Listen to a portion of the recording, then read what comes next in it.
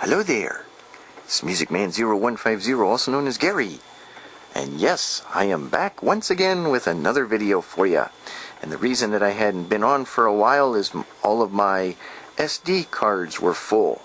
So I wasn't able to record anything.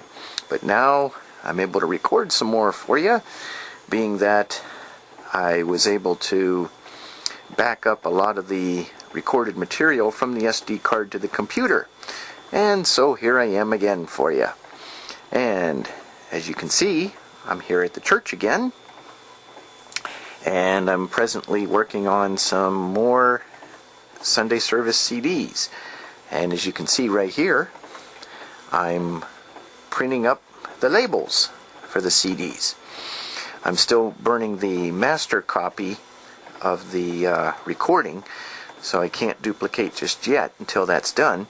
But I like to go ahead and start printing the labels so that I'm a little bit ahead of the process. And as you can also see here too, I have my green monitor that you saw in a previous video, and it's sitting right there on the shelf. That's the Sanyo monitor. And then over here is the Optelec. And right here are the CDs that I use to print the labels on. And so just pardon me one second here while I get this started again. There we go. And now here's the Optelec machine. That way I can use it to read these labels on the tapes. And right now, as I speak, my camera for this unit is at Doc's TV and Radio in Boardman, out on Market Street. And they're going to try and hopefully fix it for me, so then I can have it to use to read those labels on the tapes, because some of those labels are printed very small, so it's hard to see.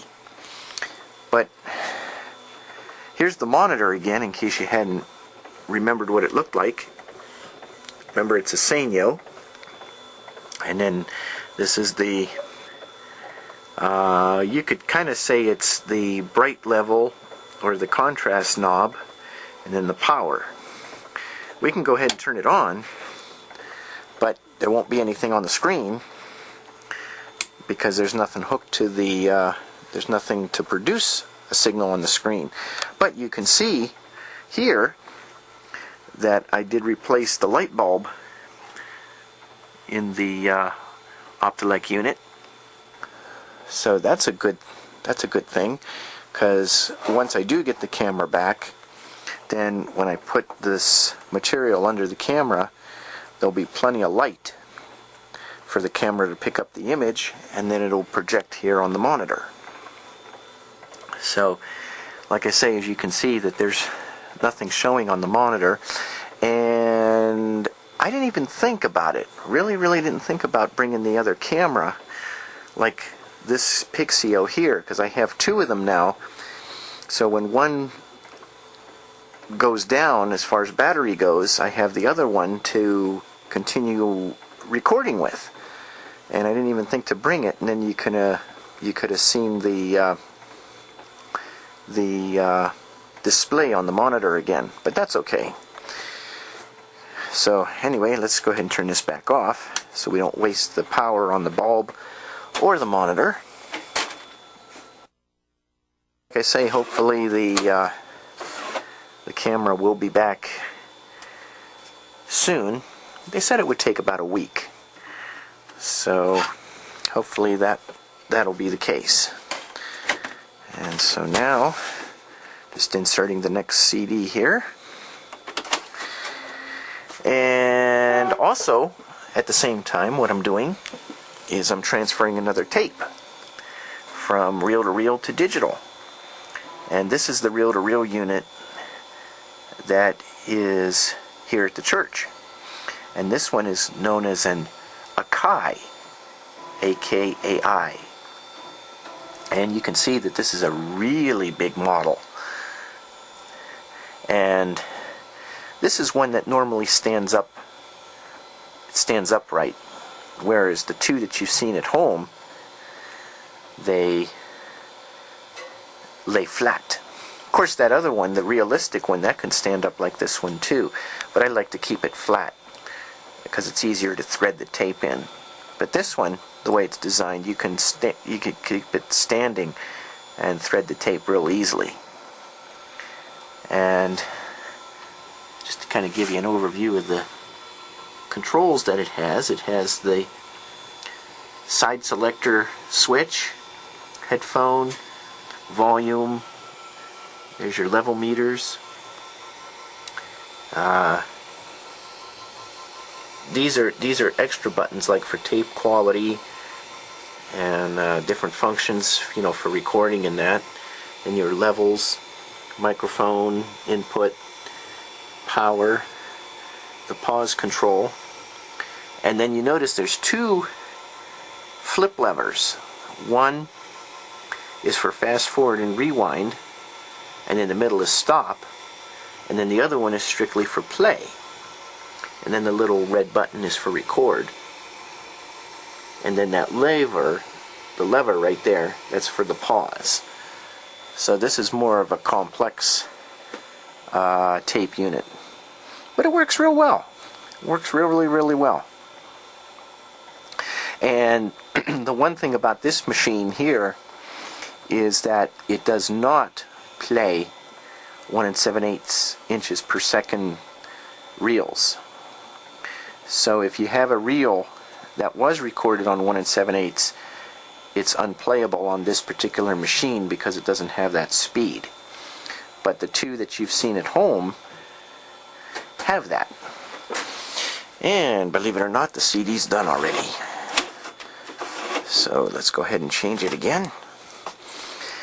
So this is basically what I do every week. And I think you may have recalled seeing this before in the previous video, but I thought I'd show you the process again for those that may have not found the old video. But it's still there. I checked my video manager of collection of videos, and it's still there. So there's more of a description on the process on that one compared to this one. This one's just kind of showing you an update of what we've done here at the church. And just to show you too, these shelves here contain all the reels that are being transferred. In fact, a lot of these have been transferred, and there's even some down in here too. You can see right here. There's some in there because I couldn't fit them all on the outside. So what I did was I put the big music books way on the bottom because that would be too hard to see the tapes, and then started putting the tapes from the second from the bottom and then the rest of the shelving. So that way if I have to go back and look for one, either to re-record or to check a label title, I'm able to do that. So that's an overview of the tapes. And so with that, we're going to pause now because I need to go into the office and check the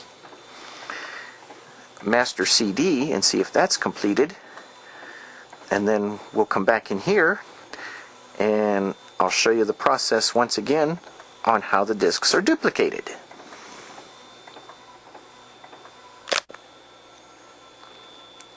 Okay, I'm back now, and we have the master CD here. It was done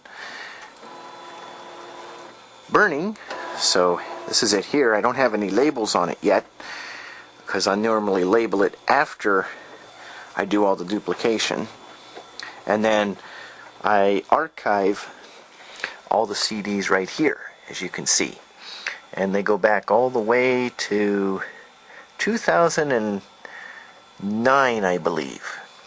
Either 2009 or 2010, something like that. So there's all the discs there. And so now, what we're going to do is turn on the duplicator. And I'll show you how it boots up. That's the display there, that green. Now it might be hard to see with the camera, because I don't know why sometimes the camera has a hard time picking up faint printing. I think it's the way the iris is on these small cameras, because there's no, I don't think there's really an iris on here, or it's automatic and it goes according to the lighting.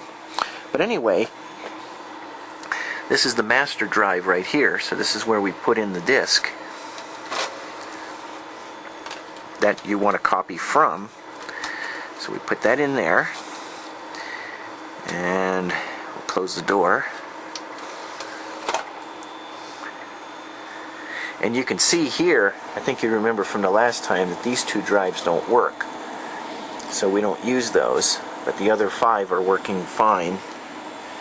So we use this as a 5-disc duplicator. And let's see, how many of these did I print? 1, 2, 3, 4. Okay, there's 4 here, and I'm printing the 5th one now. But what I always do first, to make sure that the duplicator works good and there's no flaws, is I take a non-labeled disc and copy on that first, just to make sure that there's nothing wrong with the master disc or the duplicate disc, because sometimes you can run into a bad disc done by the manufacturer. It's common. It's rare, but it's common. So anyway, what we're going to do, and I always like to use drive 2 for the test duplication. So we're going to put that in there. And very, very shortly, you're going to see the duplicator do its action. And there it goes. It says 1 disc detected.